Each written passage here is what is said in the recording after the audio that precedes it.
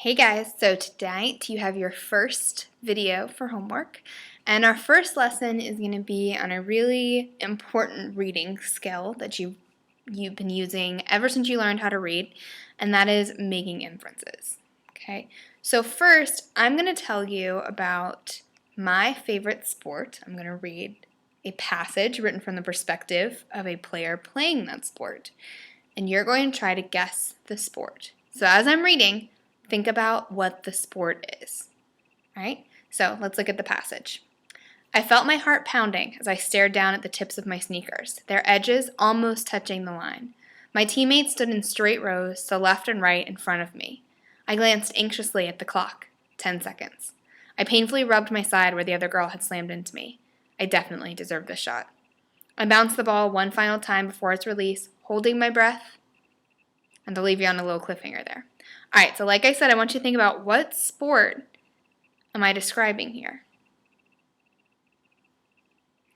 All right, so what you just did was you just made an inference. Hopefully, you figured out that it was basketball, okay? And when we make an inference, that means we made a conclusion or prediction based on evidence, okay? So my evidence here, we talked about, stepping up to the foul shot line. We talked about how she was in pain because someone had just fouled her. The teammates lined up on either side of the basket, bouncing the ball. We talked about the shot. So we had a few clues to help you figure out that that was basketball. Now, you make inferences all the time. For example, if you see one of your friends stomping down the hallway, frowning, clenching his hands into fists, you would assume he is what? What emotion is this? Angry, upset, right? So we use inferences all the time, okay? But we also make them while we're reading. So let's look at a couple examples. Grinning broadly, Sumi jumped up and down, waving her letter in the air. Sumi dashed across the street, skipped up the front steps, ran to the stairwell, taking steps 2 at a time. Now, I say here that Sumi is excited,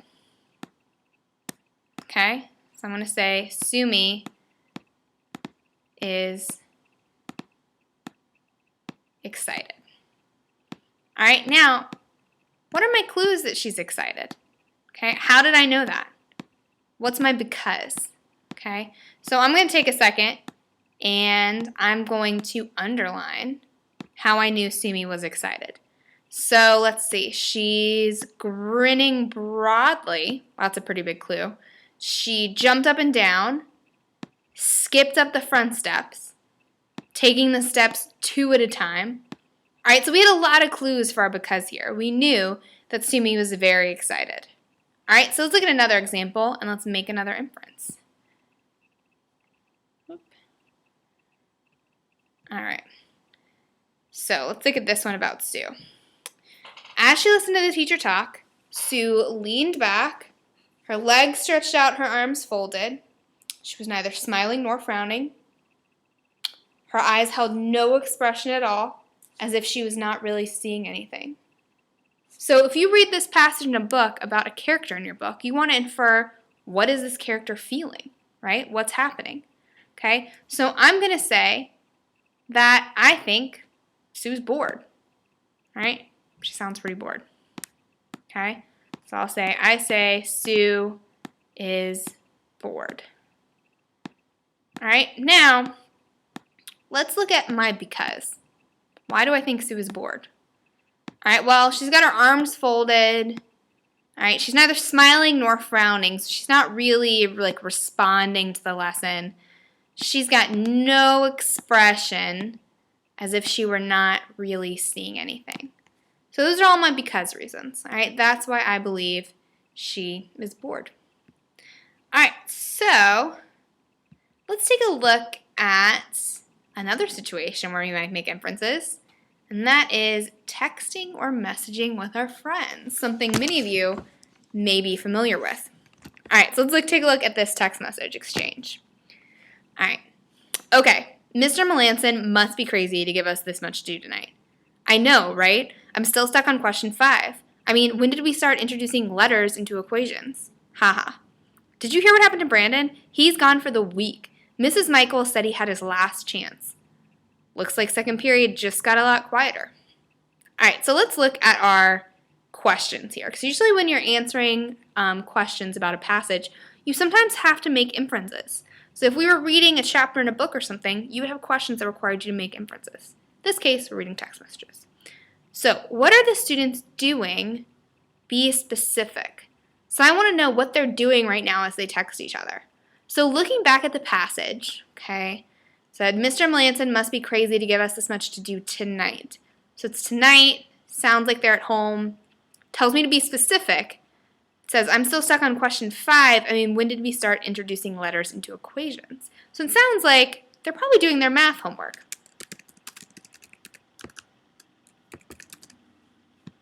Now, how did I figure that out?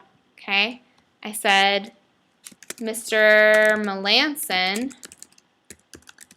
must be crazy to give us this much to do tonight.